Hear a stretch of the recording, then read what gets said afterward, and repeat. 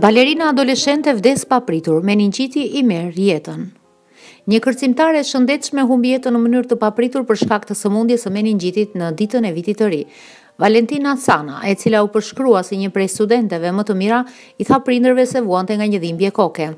Balerina 14 vjeçare nga Crosby, Merseyside, vdiq në 1 janar pasi luftoi me sëmundje në spital për 3 ditë.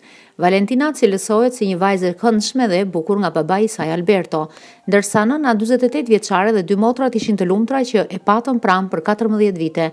Valentina ishte kërcimtare talentuar që trajnohej për 6 ditë në javë.